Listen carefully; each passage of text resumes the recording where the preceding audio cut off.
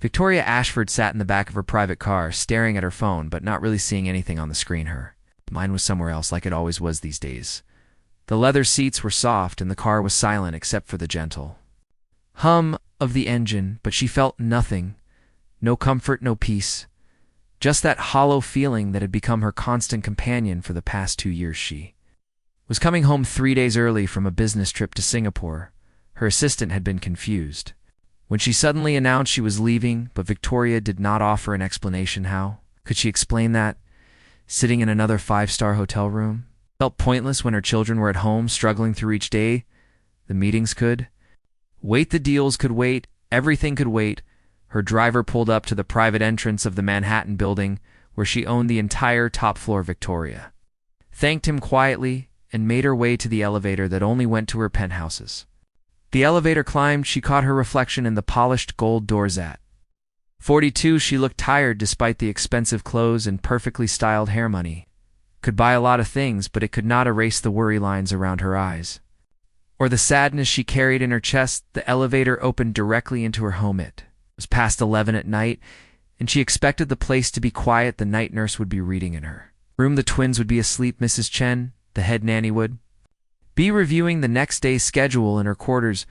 Everything always ran like clockwork in her home. She paid people well to make sure of it. But as she stepped into the marble foyer, she heard something that made her stop cold. Laughter, real, honest, too. Goodness laughter, not the polite kind or the forced kind, but the pure, joyful sound of children actually having fun. Victoria stood frozen. Her twins had not laughed like that in so long. She had almost forgotten what it sounded like after the accident 2 years ago, when a distracted driver ran a red light and changed their lives forever. Laughter had become a rare visitor in their home. 8-year-old twins, Catherine and Benjamin, had survived, but their legs had not. The doctors said they would never walk again, paralyzed from the waist down. Those words had shattered something inside Victoria. She had thrown money at the problem like she threw money at everything else. The best doctors, most advanced treatments, top physical therapists from 3 different countries, experimental procedures in Switzerland. Nothing worked, but worse than the physical limitations was watching her children fade away emotionally. They stopped smiling, stopped talking, much stopped being kids. Benjamin, who used to tell elaborate stories about dragons and space adventures, barely spoke anymore. Catherine, who once danced through every room in the house, now sat still and silent in her wheelchair, staring at nothing. And now someone had made them laugh. Victoria moved quietly toward the sound. It was coming from the large playroom at the end of the hall. The door was halfway open and light spilled out into the hallway. She approached carefully through the gap in the door. She saw something that made absolutely no sense. A man in a janitor uniform was sitting cross-legged on the floor. Around him were cleaning supplies arranged in the strangest pattern: mop, bucket, spray bottles, brooms, all set up like some kind of obstacle course. And her children in their wheelchairs were navigating through it. Benjamin was leaning forward in his chair, gripping the wheels with determination as he tried to weave between 2 mop buckets without knocking them. Ever Catherine was cheering him on, clapping her hands and laughing when he barely made it through. The janitor was calling out encouragement in accented English mixed with Spanish words. "Come on, Benjamin. You almost got it. Careful, careful. Yes, you did it. Champion now. Catherine, your turn. And I think you can beat your brother." Time. What shocked Victoria even more was what else she noticed. The janitor had positioned small mirrors at different points around the obstacle course. Handheld mirrors propped up on books. A rolling mirror from the bathroom, even the reflective side of a metal trash can. Her children were looking at themselves as they moved through the course. This was huge since the accident. Both twins refused to look at mirrors. They avoided their reflections like it caused them physical pain. The therapist had said this was normal grief over their changed bodies, lost mobility, lost identity. Victoria had removed most of the mirrors from their rooms to make them comfortable, but here they were looking at themselves and not falling apart. In fact, they seemed to be enjoying it. Catherine caught sight of herself in one of the mirrors as she spun her wheelchair around a tight corner instead of looking away. She made a funny face at her reflection. The janitor laughed. See that beautiful smile Sophia used to make, that same face who was Sophia. Victoria wanted to step in to demand answers to know what the stranger was doing with her children at nearly midnight, but Something stopped her. Maybe it was the pure happiness on Benjamin's face. Maybe it was how Catherine was actually engaged and present instead of lost in that fog of sadness. Maybe it was because, for the first time in 2 years, her children looked like children again. The janitor stood up with a slight groan, like his knees were not what they used to be. Who was older than Victoria had first thought, maybe in his mid-50s, with gray threading through his dark hair. His uniform was worn but clean. His hands were rough and weathered. Okay, he said, one more round, but this time we make it harder. He moved one of the buckets closer, making the path narrower. Catherine protested that it was impossible. Now the janitor shook his head. Sophia chair was bigger than yours and she could do it. You know what she told Mesh said? Impossible is just a word lazy people use when they don't want to try. Both children giggled. They had never met Sophia, whoever she was, but they seemed to know her through his stories. Benjamin went first on the harder course. He had to back up twice and start over. His face showed concentration, but not frustration. When he finally made it through, he pumped his fist in the air. Catherine went next. She was more cautious, taking her time. Janitor knelt beside her wheelchair. No rush, Pequina. Life is not a race right now. But you know what I mean. The real life is not a race. Catherine smiled at that. Shit. Navigated through slowly, and when she cleared the last obstacle, both children cheered. The janitor checked his watch. Okay, my friends, I need to finish my work. Mr. Henderson will be upset if the executive floor is not clean by morning. Both children faces fell already. Benjamin asked. 2 just got here. The janitor smiled sadly. Been here almost an hour. Time flies when we having fun, right? But I come back tomorrow if you want. If Mrs. Chen says it. Oka, please. Catherine Sedit was the first word Victoria had heard her daughter speak with real emotion in weeks. Janitor began packing up his cleaning supplies. As he did, Victoria noticed how carefully he moved, how he winced slightly when he bent down. This man was tired. He probably had a long day, and here he was spending extra time with her children, not getting paid for it, just doing it because what? Because he was kind. As he gathered the last of his things, Benjamin called out to Miguel. So that was his name. Escan, you tell us more about Sophia tomorrow, about when she won the art contest. The janitor Miguel smiled, but there was sadness in it. Of course, that one of my favorite stories. He waved goodbye and pushed his cleaning cart toward the door. Victoria barely had time to step back into the shadows of the hallway. She pressed herself against the wall as Miguel rolled his cart past. It was humming softly, the same tune he had been using earlier to help the children count their wheel rotations. Once he was gone, Victoria remained in the hallway. Her heart was pounding, her mind was racing with 1,000 questions. Who was this man? How long had this been going on? Why did her children trust him when they barely responded to the trained professionals? She pedant, who was Sophioshi, waited a few minutes, then walked into the playroom. Catherine and Benjamin were still there, smiling at each other. When they saw their mother, their expressions changed, not to the blank sadness they usually wore, but to something else. Guilt. Maybe you're worried, Mom. Benjamin said. We thought you were not coming back until Friday. Change of plans, Victoria said, trying to keep her voice normal. What were you two doing up so late? The twins exchanged glances. Just playing, Catherine said quietly. With the night nurse, Victoria knew they were lying. She could also see they were protecting Miguel. Realization stung a little. When had her children become closer to a janitor than to her? But she understood it too. She had been so consumed with fixing them that she had forgotten to just be with them. My see, she said, well, it is very late now. Us get you both to bed. She helped the night nurse get the twins settled. Victoria's mind would not stop working. She needed to know more about Miguel, about what he was doing with her children, about why it was working when nothing else had after the twins were asleep. Victoria went to her study. She sent a message to her head of security. I need all the information you have on the night janitor Miguel. Full background, how long he has worked here, everything. Then she sat back in her leather chair and stared out at the Manhattan skylines. Somewhere in this city, Miguel was probably heading to another job or going home to his family, living a life she knew nothing about.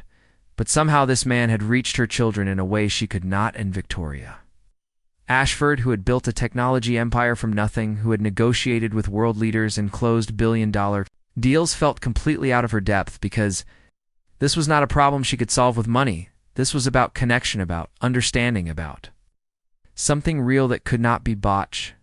She thought about the mirrors, about the obstacle course made from cleaning supplies, about the way her children had laughed, freely laughed. She knew that whatever was happening, she needed to understand it, even if it meant confronting uncomfortable truths about herself, if it meant admitting that someone else could give her children what she could. Not. Victoria picked up her phone and looked at the time. It was almost 1 a.m. In a few hours, she would have her answers about Miguel, but right now, in this moment, all she could think about was the sound of her children's laughter, and how a janitor with worn hands and a kind smile had given them something priceless, something she had been searching for in all the wrong places. Hope Victoria did not sleep that night. She kept hearing her children's laughter in her mind, that pure, joyful sound that had become so rare. By 6 a.m, she was already in her study going through emails, but her mind was elsewhere. At 7:30, her head of security, David Chen, knocked on her door. He looked tired, like he had been up early working on her request. "Come in," Victoria said. David placed a folder on her desk. "Was surprisingly thin. Here's everything we have on Miguel Santos. He works the night shift here 5 days a week. Been with the building for almost 4 years now. Clin recorded no issues." Victoria opened the folder. Inside was a basic employment file. Miguel Santos, 56, originally from Guatemala, came to the United States 18 years ago. Current address was listed as a small apartment building in Queens. Sheet scanned through the pages. Married to Rosa Santos' mother. Lives with them. Works to other jobs besides this one morning shift at a hospital, doing maintenance and weekend shifts. At a grocery store, 3 jobs. Victoria felt something twist in her chest. This man worked 3 jobs and still found time to spend with her children. "Is there anything else?" she asked. David hesitated. "There is something. It is not in the official file, but I asked around, talked to some of the other building staff. Apparently Miguel had a daughter. She passed away about 5 years ago." Victoria looked up sharply. Her name was Sophia. David continued. "She was 12 when she died, had cerebral palsy, was in a wheelchair her whole life."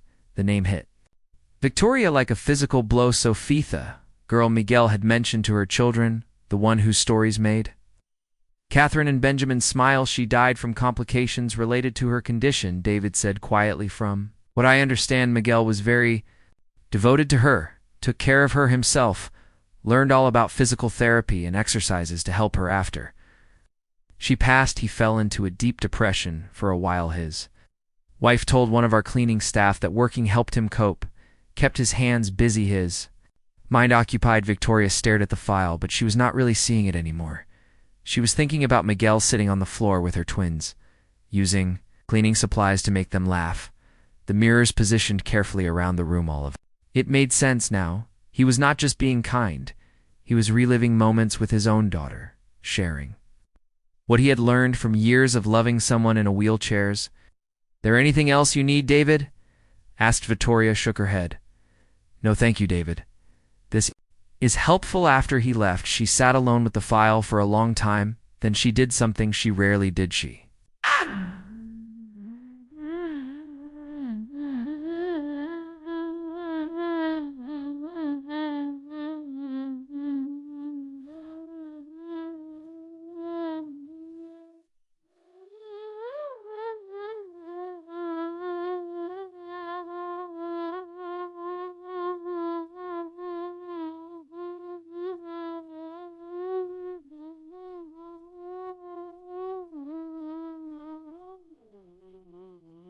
were well rust as well as a while as if for well a white. I want a wider white I white out white I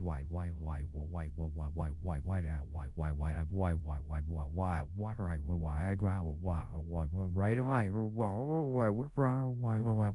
with what we were to what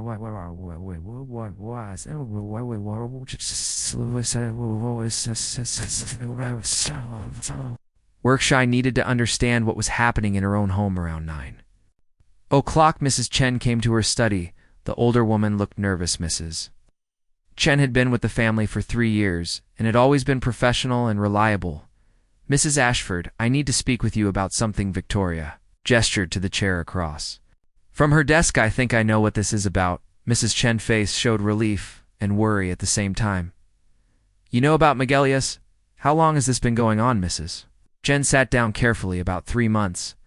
Now maybe a little longer. Victoria felt her jaw tighten. 3 months and nobody thought to tell me. Mrs. Chen did not look away. The children begged me not to say anything. They were terrified you would make him stop.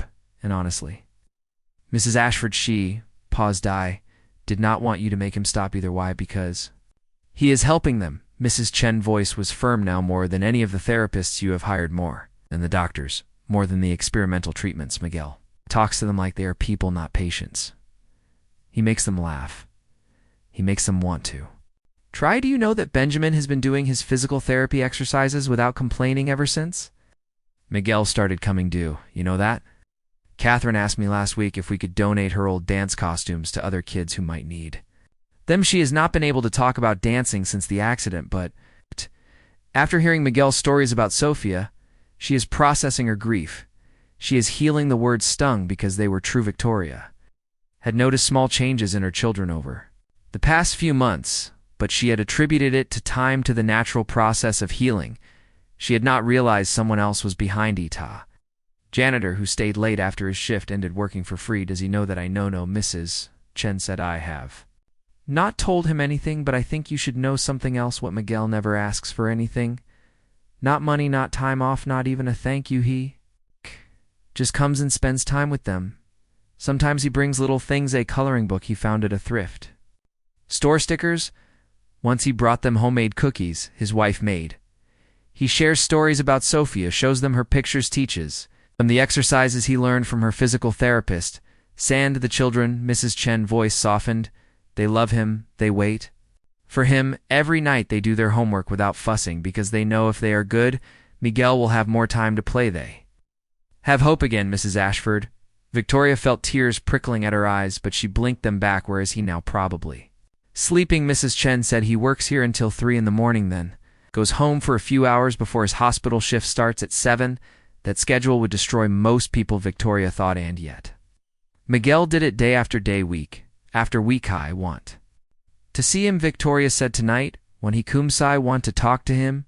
Mrs. Chen looked worried. Please do not be harsh with him. He has a good heart. I am not going to be harsh, Victoria said, but I need to understand.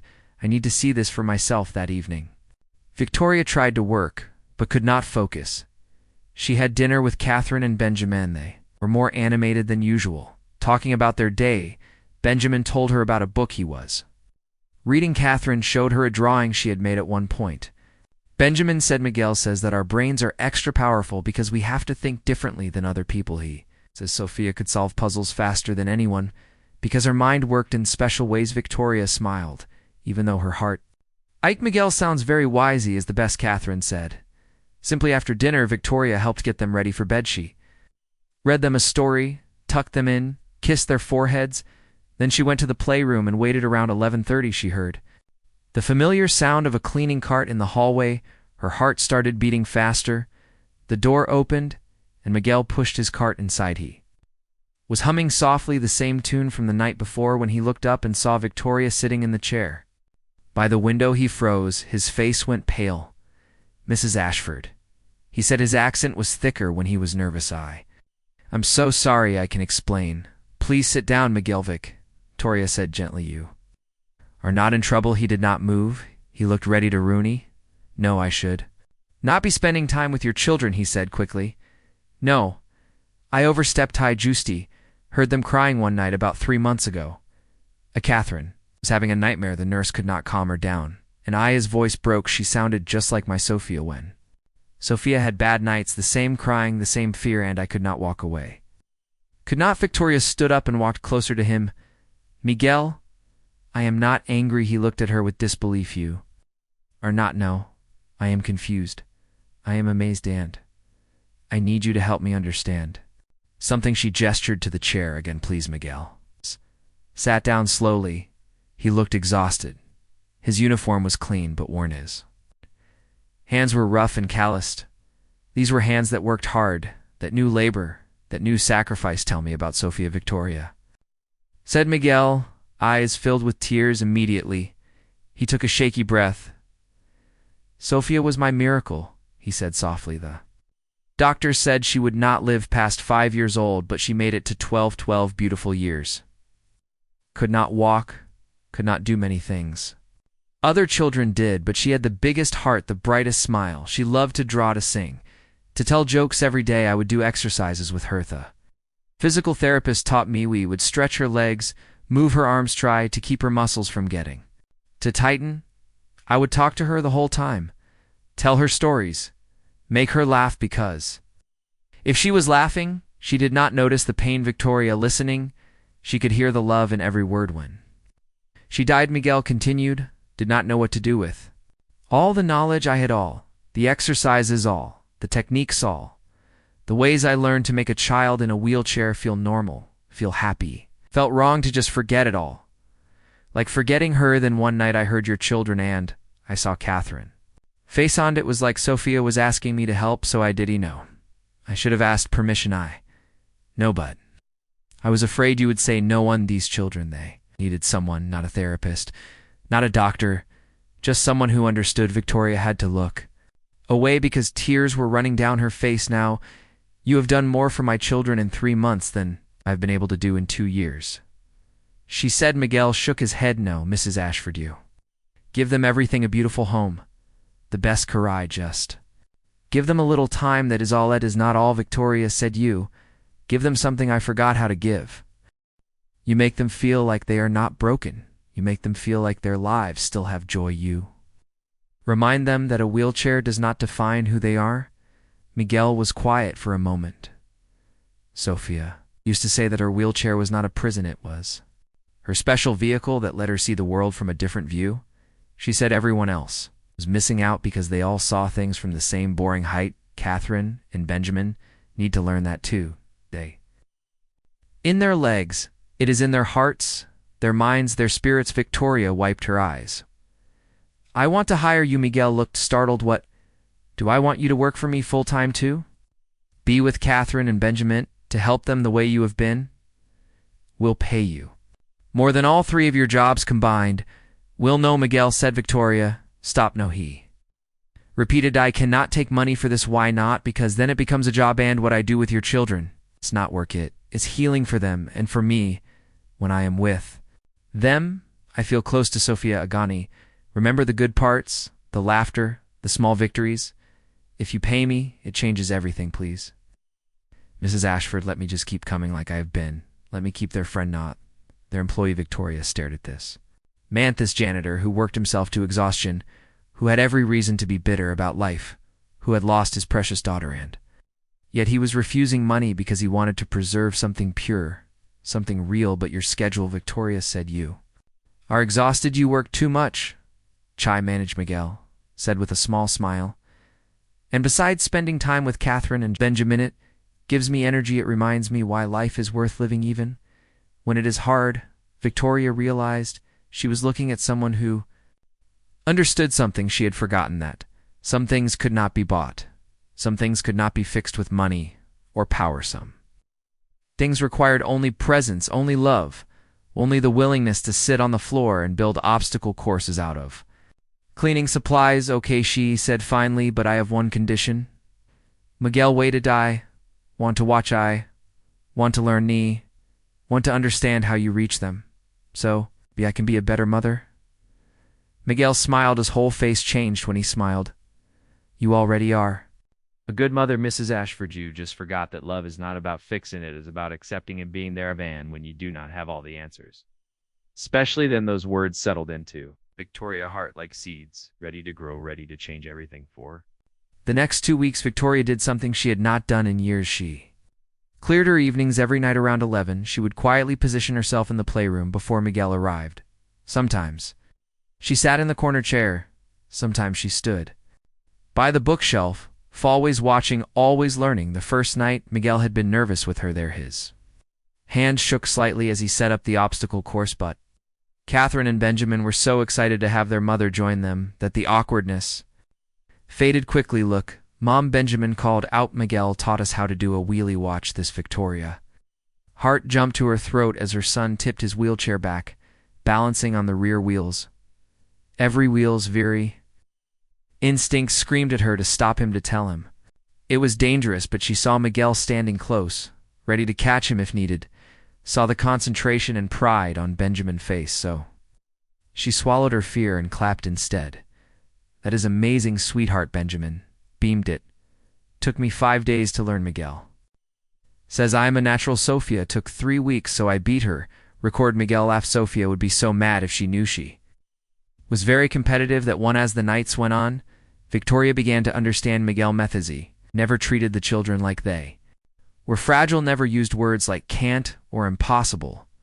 When Catherine struggled to reach something on a high shelf, Miguel did not get it for her. Instead he asked how. You think we can solve this problem? Catherine thought for a moment, then she wheeled over to the toy box, pulled out a long wooden stick they used for games, and used it to knock the item down into her lap. Perfect, Miguel said. Sure.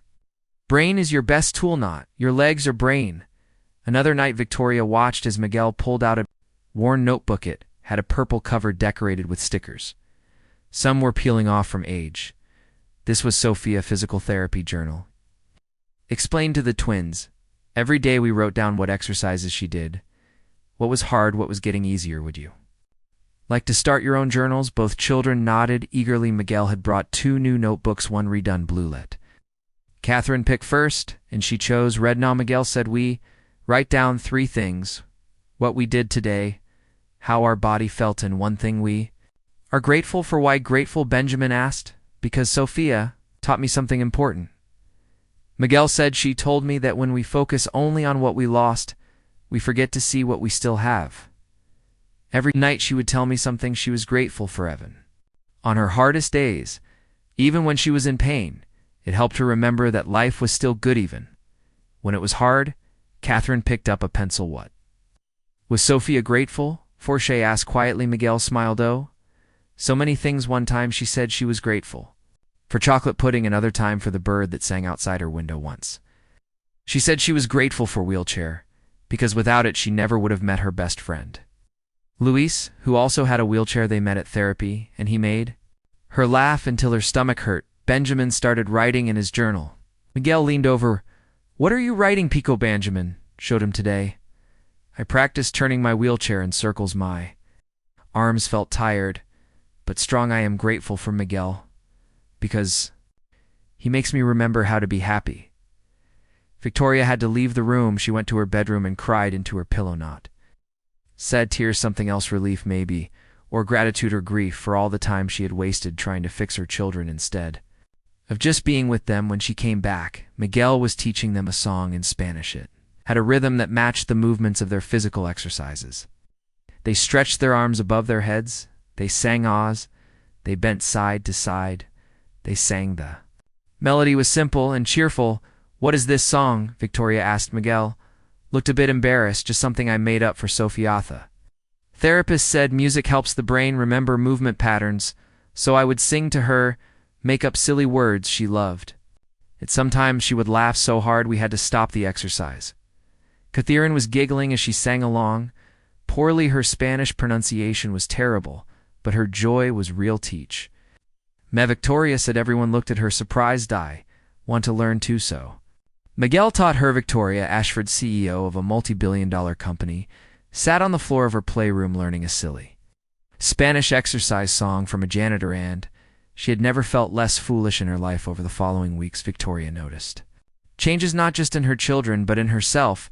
She started joining the morning physical therapy sessions. Before, she had always sent the therapist alone with the twins too busy with work calls and meetings. Now she moved her schedules at with Catherine, and Benjamin encouraged them.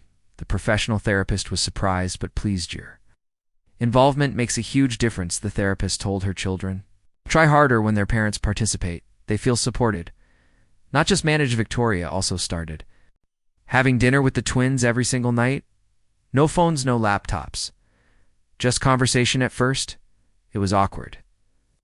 They had fallen out of the habit of really talking, but slowly they found their rhythm again. Benjamin told her about the books he was reading. Catherine shared her dreams, sometimes nightmares about the accidents, sometimes regular dreams about the future. One evening, Catherine said something that stopped. Victoria called Mom do. You think I could do art classes again before the accident Catherine had taken? Ballet and art lessons after the accident she had refused. Both said there was no point. Why would you want to do art? Victoria asked carefully, not wanting to push but not wanting to dismiss either. Miguel told me about Sophia Art. She won a contest at her school. Her painting was displayed in the library for a whole year, and he said, Catherine paused. He said that being in a wheelchair meant Sophia saw the world from a different angle than everyone else, so her art was different too. More interesting. I want to try that. I want to see if my art is different. Now Victoria felt her throat tighten. I think that is a wonderful idea. Can find you a class this week? Catherine smiled. It was not the huge grin she used to have before the accident, but it was relit. Was Hope Benjamin also started changing? He asked Victoria if he could join an adaptive sports program at school. Wheelchair basketball. No. I am not very strong yet, he said, but Miguel says that is okay. Everyone starts somewhere. Sophia started swimming, and at first she could barely move in the water, but by the end she could swim the whole length of the pool. If she could do that, maybe I can learn basketball. Of course you can, Victoria said. I will come to every game. Rila.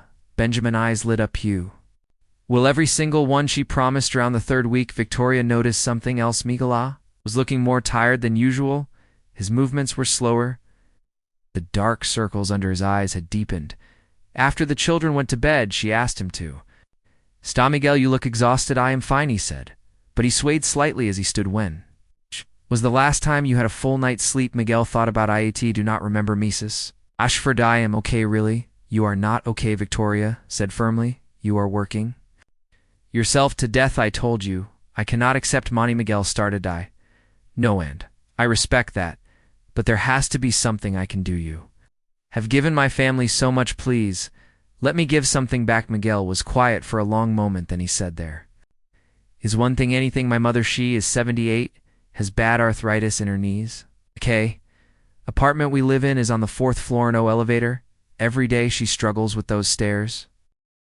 Sometimes she cannot go outside for weeks because it hurts too much. If it there was a way. He stopped, looked embarrassed for asking. Victoria was already pulling out her phone. I own a building in Queens, ground floor. Units accessible, no stairs. How soon can you move? Miguel stared at her. Mrs. Ashford, I cannot. You are not taking charity. Victoria interrupted. You are accepting help from someone who cares about you. There is a difference, just like you helped my children. Not because you had to, but because you cared. Let me care about your family too. Miguel eyes filled with tears. I do not know what to say. Say yes. You will let your mother live without pain. Say you will stop working 3 jobs and maybe get some sleeps. Say you will keep coming here to be with Catherine and Benjamin because they need you, and honestly I need you too. You have taught me how to be a mother. Again the tears spilled over. Miguel nodded. Okay. He whispered to Hey, thank you. 2 weeks later, Victoria helped Miguel family move into the new apartment. It was strange, surreal, almost. Victoria Ashford in jeans and a t-shirt, carrying boxers. But Miguel wife Rosa insisted she did not have to help. You have done enough. Rosa said her English was less fluent than Miguel, but her warmth was immediate. You give us this beautiful place. You do not need to carry boxes. We want to. Victoria Cedrosa studied her face, then smiled. You have a good heart. I see why my Miguel talks about you. He says you are learning what to see with your heart instead of just your eyes. That night, after everything was moved and Rosa cooked dinner for everyone, Victoria sat at their small kitchen table. Met Miguel, elderly mother who kissed her cheeks and blessed her in Spanish, met their grown son, who worked as a teacher. It was loud, chaotic, full of laughter and talking over each other, so different from the quiet, formal dinners Victoria was used to, but it felt alive, real. As Victoria was leaving, Rosa pulled her aside. Miguel does not tell you everything, she said, but I will. Since Sophia died, he has been lost, working all the time to forget the pain, not sleeping, not living, just surviving. But these past months, he started spending time with your children. I have my husband back. He smiles again, talks about the future, comes home with stories instead of silence. You think you owe us, but we owe you.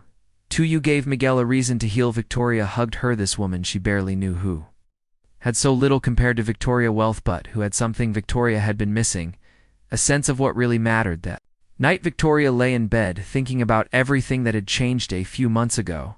She had been drowning in grief and guilt-throwing. Money at her children problems, hiding from her own pain and work and busy schedules. Now she had dinner with her kids every night, knew their dreams and fears, sat on the floor singing silly Spanish songs, and it was all because a janitor had heard her daughter crying because he had chosen kindness over protocol, because he had seen children in pain and offered them what he had. Not money, not expertise, just presence, just understanding, just love. The next evening, Miguel arrived at his usual time, but something was different. He was carrying a small box Catherine, and Benjamin wheeled over immediately. "What is it, what? Is it Benjamin?" asked Miguel. Set the box down carefully. He looked nervous, excited. Said, "Doll, at once I want to show you something very special." He said something I've never shown anyone outside my family. He opened the box. Inside were paintings, drawings, art pieces created by a child. "These are Sophia works," Miguel said softly.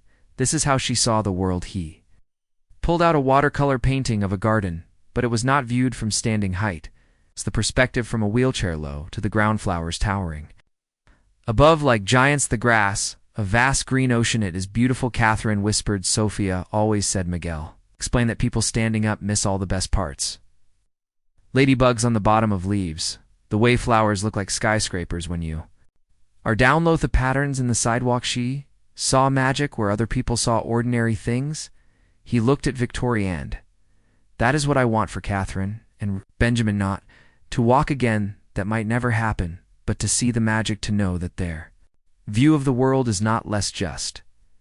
Different can be beautiful too." Victoria watched her children examining Sophia artwork with wonder, seeing themselves reflected in another child's perspective, understanding that they were not alone, not broken, just seeing life from a different angle. And in that moment, Victoria understood what Miguel had really given them: not therapy, not exercises, not even hope. Exactly, he had given them permission to be okay with who they were, now permission to find joy in their new reality, permission to see their wheelchairs not as prisons, but as unique vehicles that showed them a world others misstand. That, Victoria realized, was worth more than all her money could ever buy. 3 months had passed since that first night. Victoria discovered Miguel with her children. Life had settled into a new rhythm, a better rhythm. Victoria could not stop thinking about something Miguel had said about how Sophia art had been displayed in her school library, how that recognition had meant so much to her. Planted an idea in Victoria's mind, an idea that grew bigger each day. One afternoon, she called a meeting with her executive team. This was unusual. Victoria typically kept her personal life completely separate from her business, but this felt different. This felt important. She stood at the head of the conference table in her downtown office. Ten of her top executives waited. "Diane, starting a foundation," she announced, "the Sofia Santos Foundation. We will provide resources, support, and community for families with children who have disabilities." Her team exchanged glances. "Aces, Mrs. Ashford," her CFO spoke up. "That is admirable, but it is quite a departure from our technology focus." What brought this on? Victoria had prepared for this question, but actually answering it out loud was harder than she expected. "My children are in wheelchairs," she said. "Some of you know this, some do not. You have spent 2 years and millions of dollars trying to fix them, trying to make them walk again, trying to return them to who they were before." She paused. "And I was wrong." The room was silent. "A janitor in my building, a man who makes barely above minimum wage. He taught me something I should have known all along, that my children do not need to be fixed. They need to be seen. They need to be supported. They need to know that their lives have value exactly as they are. If my children needed that, how many other families are struggling with the same thing? How many parents are drowning in medical bills and grief? How many kids feel broken because the world tells them they are not enough?" Her voice grew stronger.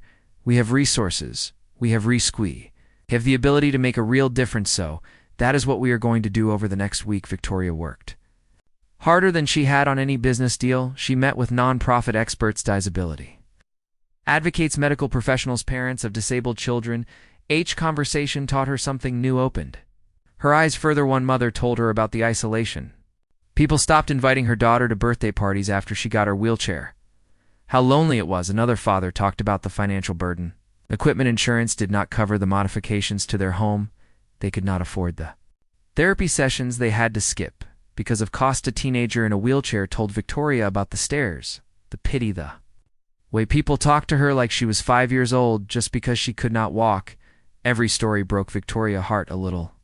Moran strengthened her resolve a lot. More she brought Miguel into the planning meetings. At first, he was uncomfortable. Mrs. Ashford, I do not belong here. These people have degrees, experience. I am just you. Are the heart of this. Victoria interrupted. You understand what these families need because you lived it. Sure, voice matters more than anyone else in this room. So, Miguel sat in meetings with executives and doctors. At first, he barely spoke, but when Victoria asked him direct questions, he came alive. Would have helped you most when Sophia was young, she asked. Miguel thought carefully. Information. He said, when Sophia was born, the doctors gave us pamphlets, medical terms we could not understand. But nobody told us the real things, like how to make bath time easier, how to find a wheelchair that would grow with her, how to talk to her about why she was different. Nobody told us about other families going through the same thing. We felt so alone for 2 years. We thought we were the only ones. Then we found a support group and everything changed.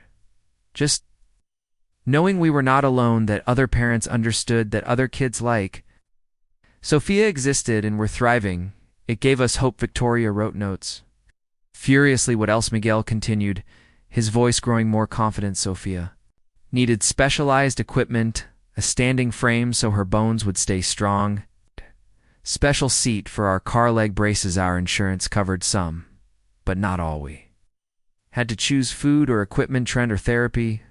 No family should have to choose like that. Also, he paused, looked around the table. Sophia needed to see herself in the world, in books, in movies, in parks and playgrounds, but everything was designed for children who could walk.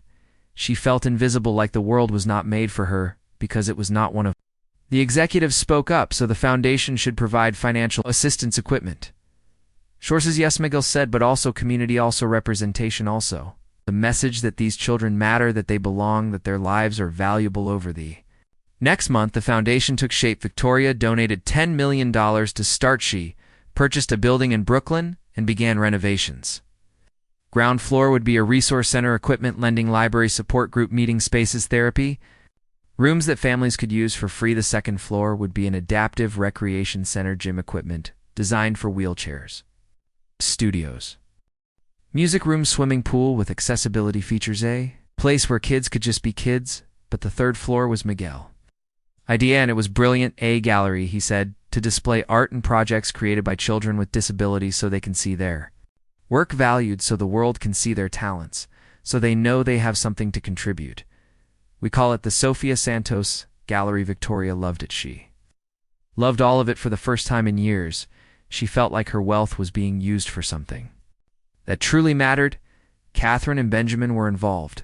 Benjamin designed a logo for the foundation, a wheelchair with wings. Catherine painted a mural for the entryway, flowers from a low perspective, just like Sophia used to see them. They invited other kids to contribute. Soon, the walls were covered with art, stories, dreams from children who the world often overlooked. The foundation hired staff, physical therapists who volunteered their time, social workers who understood the unique challenges these families faced, and Miguel. Victoria finally convinced him to accept a position, director of family programs. He trained others in the techniques he developed with Sophia, share his knowledge, his experience. His heart. I still come see Catherine and Benjamin at night. He insisted that does not change, that never changes. Of course, Victoria agreed they would not have it any other way. The foundation opened on a Saturday in June.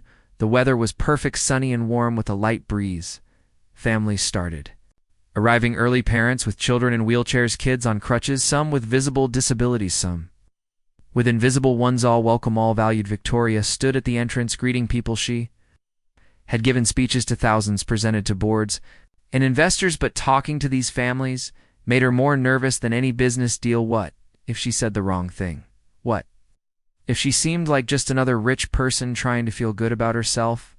Then a little girl rolled up in a bright pink wheelchair. She was maybe 6 years old, with pigtails and a gap-toothed smiles. This really all free the girl astrally. Really Victoria knelt down to her level. Really the girl threw her arms around. Victoria neck thank you, she whispered. My mama has been crying happy tears all morning. Victoria hugged her back, felt the child's small body so full of life despite everything. Our very welcome inside the building was packed. Miguel was leading a tour showing families, the therapy rooms, the equipment. Library parents were crying, not sad, tears relieved, tears grateful. Tears. One father approached Victoria. His son was in a wheelchair beside him, maybe 10 years old. You do not know what this means, the father said, his voice thick with emotion. We have been struggling. My wife works 2 jobs. I work nights. We barely see each other, and our son, he looked down at the boy. He has stopped smiling, stopped trying because everything is so hard. The time, but today he smiled. He saw other kids like him playing, laughing, being normal, and he smiled. The father was crying. Now you gave us hope. How do I thank you for that? Victoria shook her head. Do not thank me. Miguel Santosi is the one who taught me what families really need. She pointed to Miguel across the room. He was kneeling next to a little girl, showing her how to do a wheelie. The same trick he taught Benjamin. That man lost his daughter, she continued on. Instead of letting grief destroy him, he turned it into purpose. He is the real hero. Here the father looked at Miguel, then back at Victoria. Maybe you are both heroes, he said later. That afternoon, Victoria stood at a microphone. The crowd quieted. She had prepared a speech, written it a dozen times, but looking out at all these faces, these families, these children, who deserve so much more than the world usually gave them, the prepared words felt wrong. So she spoke from her heart instead. 2 years ago, my children were in a car accident, she began. They survived, but they lost the use of their legs, and I lost myself. Became obsessed with fixing them, with making them walk again, with returning them to normally. Hired the best doctors, tried to deset every treatment. Spent more money than most people see in a lifetime, and nothing worked. Her voice cracked, but she continued then. A janitor, a man who cleans floors for a living, who had every reason to be bitter about life, who had lost his own daughter. He heard my children crying, and he stopped to help, not because he was paid to, not because it was his job, but because he had a good heartened. He taught me that my children were never broken. They did not need to be fixed. They needed to be loved, to be seen, to be given the chance to thrive exactly as they are. She looked at Miguel. He was wiping his eyes. This foundation exists because of him, because of his daughter Sophia, who taught him to see beauty in difference, to find strength in struggle, to understand that a wheelchair does not limit a life, it just changes the perspective. We are here to support families, to provide resources, build community, but most importantly, we are here to say to every child with a disability, you matter, you belong, your life has value. The world is better because you are in IS. The crowd erupted in applause. Victoria saw Catherine and Benjamin in the front row. They were clapping so hard, their faces shining with pride. After the speeches, families explored the building, kids played in the gym, parents connected in the meeting rooms, already sharing phone numbers, making plans, building. Needed. Victoria found Miguel sitting alone in the Sofia Santos gallery. He was looking at the walls covered with children artwork. You okay? She asked. He nodded. I just wish she could see this. Sophia would have loved it. Victoria sat beside him. She can see E.T. believed that Tan, she would be so proud of you, Miguel. You took your grief and turned it into something beautiful. How many families will be helped because of what you learned caring for Sophia? How many children will thrive because you refuse to let her memory die? That is love. That is the most powerful kind of love. Miguel smiled through his tears. Used to tell me, he said, Papa, when I am gone, do not be sad forever. Take all the love you have for me and give it to someone else, because love is not like money. The more you give away, the more you have. Victoria felt chills. Sophia was very wise. The wisest person I ever knew. Miguel agreed. Stood up, touched one of the paintings on the wall, gently, like it was precious. Thank you, Mrs. Ashford, for seeing what I saw, for believing that these children deserve everything, for using your resources to make real change. Victoria shook her head. Thank you, Miguel, for teaching me what really matters, for saving my children, for saving me. They stood together in the gallery surrounded by art that showed the world from angles most people never considered. And Victoria understood that this was just the beginning. The foundation would grow, would help thousands of families, would change lives. But it all started with one man, one janitor, who heard children crying and chose kindness, who lost everything and still found room in his heart to give. That was the real miracle. Not the money, not the building, not even the resources, but the reminder that sometimes the people with the least to give the most. Sometimes the greatest wisdom comes from the most unexpected places. 1 year after the foundation opened, Victoria stood in her office, looking at a photograph on her desk. It was from the opening day. Miguel, surrounded by children in wheelchairs, all of them laughing, all of them looking at him like he hung the moon. She smiled. So much had changed in 12 months. Foundation had helped over 300 families, provided equipment to kids who needed it, connected parents who felt alone, created a community that was growing stronger every day. But the biggest changes were not in the numbers, they were in the lives, and the transformations she witnessed every single day. Catherine was thriving. She had joined an adaptive art program and her work was getting recognized. Last month, a gallery in Soho asked to display 3 of her paintings, real paintings in a real gallery where people paid money to see art. Catherine had cried when she got the news. Happy tears, proud tears. Kind of tears that come when you realize your dreams are still possible, just different than you imagined. Benjamin had discovered wheelchair basketball land. He was good, really good.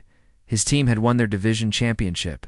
Victoria had kept her promise. She attended every single game, cheering louder than any other parent, not caring who saw the CEO of a major tech company screaming and waving a foam finger. Her son was playing. Her son was happy. Nothing else mattered. But it was not just her children who had changed. Victoria herself was different. She worked less, lived more, started a weekly dinner tradition where Miguel and his family came over. Rosa would cook, the kids would play, the adults would talk about real things, not business, not money, just life. Miguel, mother, had become like a grandmother to Catherine and Benjamin. She taught them Spanish words, told them stories about Guatemala, made them laugh with her dramatic gestures and animated expressions. Walls between their families had dissolved completely.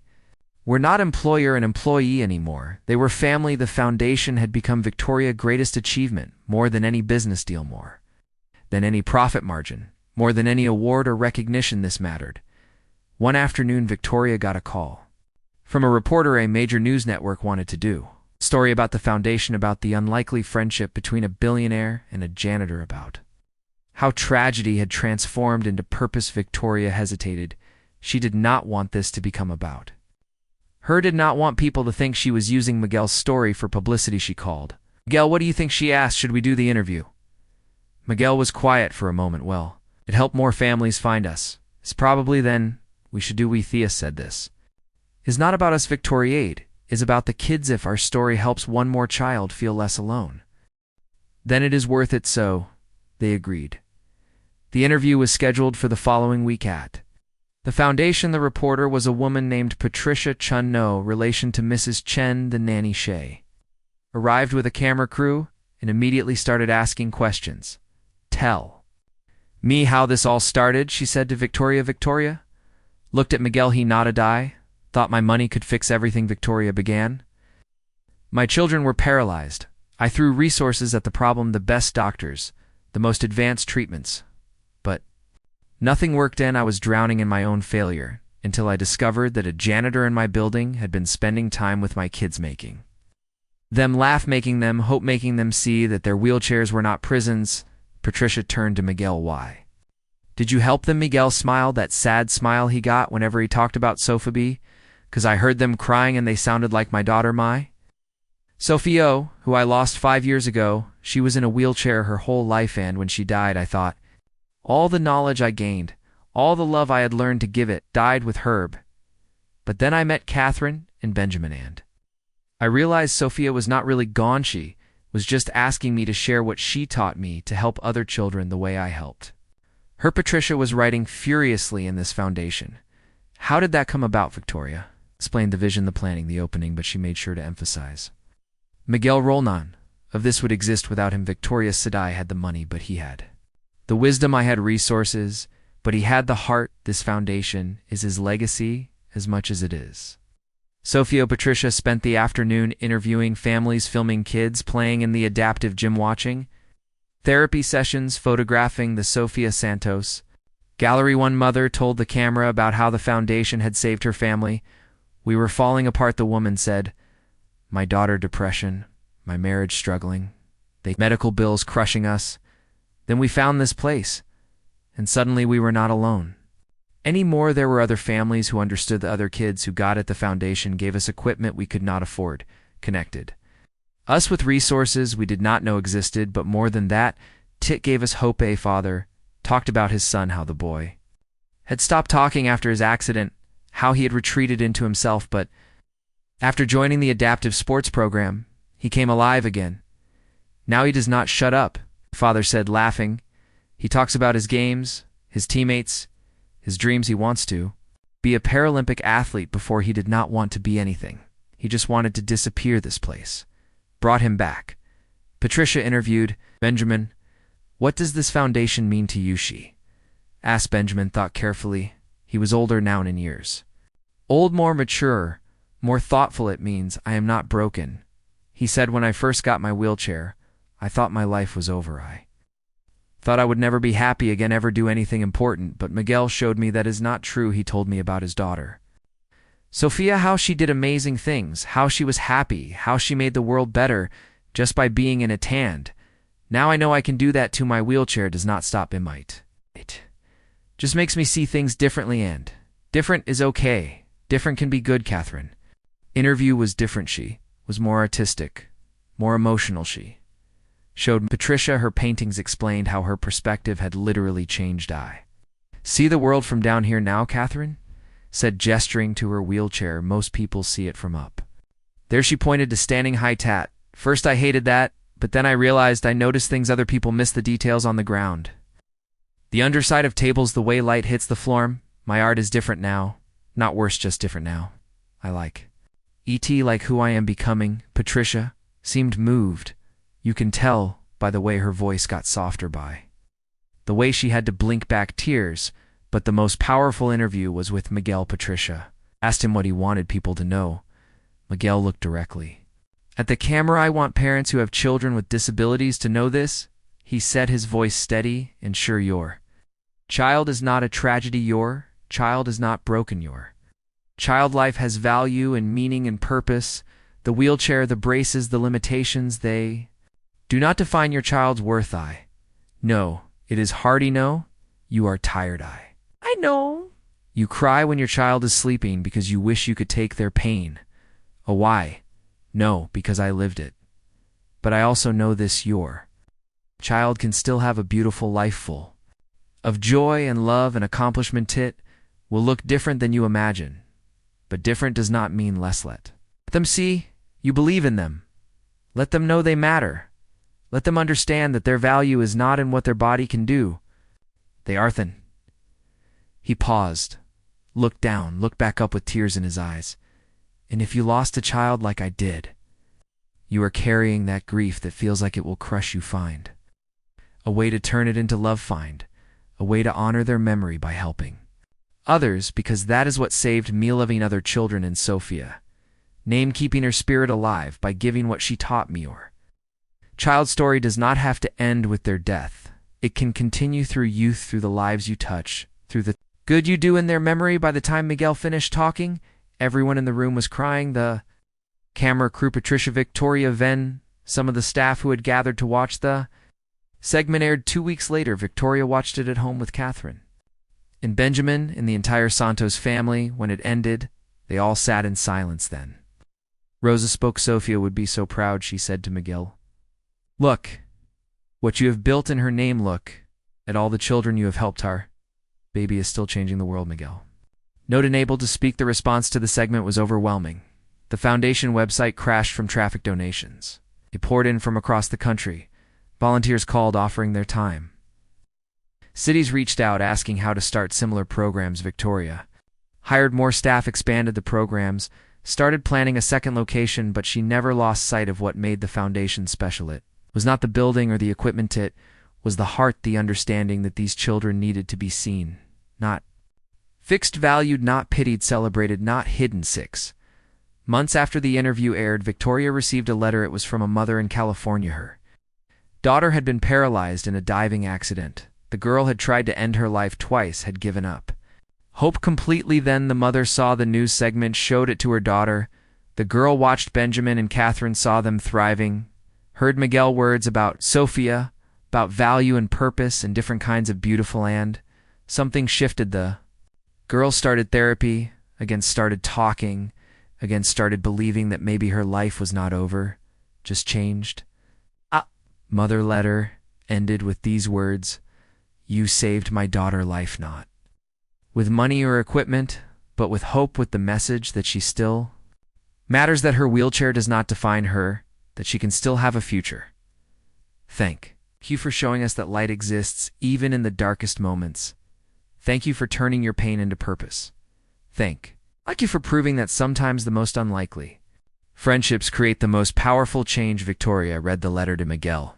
They were sitting in the Sofia Santos Galara, surrounded by artwork from dozens of children, each piece telling a story, each one proof that limitation does not equal lack. Miguel listened quietly, then he said, "This is what Sophia always wanted for her life, to mean something, to help people, to make the world a little bit better. Now she is through us, through this foundation, through every child who walks through these doors and learns that they are enough." Victoria looked around the gallery at the paintings and drawings and sculptures, at the photos of smiling children, the memorial wall dedicated to Sophia, her picture in the center surrounded by messages from families she had never met, but whose lives she had touched anyway. "You know what is amazing?" Victoria sighed. "A year ago I thought I had everything: money, success, power, but I was lost. I could not help my own children. Then a janitor who had nothing, who had lost everything. He showed me what real wealth looks like." Miguel shook his head. "Did not have nothing, Victoria. I had Sophia, love, her lessons, her memory, and I had the choice to let grief destroy me or transform me. You gave me the platform to choose transformation. You took what I had to offer and amplified it. We did this together." They sat together in comfortable silence, too. People from completely different worlds, brought together by tragedy, united by purpose, changed by love outside. The gallery children were playing there, laughter echoing through the building. The sound of wheelchairs racing across the gym floor, of kids being kids, not patients. Victims, just children, living, thriving, proving every day that worth is not measured in ability, that joy can exist alongside limitation. Different can be beautiful. Victoria thought about that first night when she heard her children laughing, when she saw Miguel sitting on the floor with cleaning supplies arranged in an obstacle course. How angry she could have been, how she could have fired him, called security, ended it all before it began, but she had chosen differently. She had chosen to watch, to learn, to let go of control, and that choice had changed everything, not just for her family, but for hundreds of others. Miguel stood up high. "Should go, Rosa is making dinner, and she will be upset if I am late." Victoria stood too, hugged him. This man who had become so much more than an employee, so much more than a friend. He was family. "Thank you," she whispered, "for everything, for saving my children, for teaching me how to be a mother again, for showing me that the most valuable things in life cannot be bought." Miguel hugged her back. "Thank you for listening, for caring, for using your resources to help people who have nothing, for proving that wealth is only good when it is shared." As Miguel left, Victoria remained in the gallery. She walked slowly along the walls, reading the descriptions beside each piece of art. Each one included the child named there. A janitor quote about what they loved about themselves. A girl named Lily, age 7, a love that I can make people smile. A boy named Antonio, age 10, a love that I am a good friend. A teenager named Jade, age 15, I love that I see beauty where others see ordinary. These children had been told by the world that they were less, that they were broken, that they should be fixed. But here in this space, they were celebrated, valued, sin, and it all started because one man refused to walk past crying children, because he chose compassion over convenience, because he believed that his daughter's legacy could live on through helping others. Victoria pulled out her phone, took a picture of Sophia. Memorial Wall, sent it to Miguel with a message: "She is still here, still changing lives, still teaching us, still Love three dots appeared immediately. Then Miguel responds, always and forever, Victoria. Smiled, put her phone away and went to find her children. Where in the art studio Catherine was helping a younger girl with her painting. Benjamin was racing another boy down the hallway, both of them laughing, both of them free, both of them proving that a good life was not about what you could or could not. It was about who you chose to be, how you treated others, what you gave to the world. And as Victoria watched her children, saw them thriving in ways she never imagined possible, she understood the real miracle was not that they had survived the accident, was that they had learned to truly live after it. And that gift came from the most unexpected place, from a janitor with calloused hands and a broken heart, who turned his grief into grace, his pain into purpose, his loss into love, and taught everyone around him that sometimes the people who seem to have the least actually have the most to give. That was the lesson Victoria would carry forever, the one she would share with anyone who would listen, that real change does not come from money or power. It comes from compassion, from showing up, from seeing people, really seeing them and choosing to help, not because you have to, but it's because you can, because you care, because you understand that we are all connected, all worthy, all deserving of love and hope and the chance to thrive. That was Sophia legacy. That was Miguel Gifton. That was the true story of how a billionaire and a janitor changed each other and changed the world.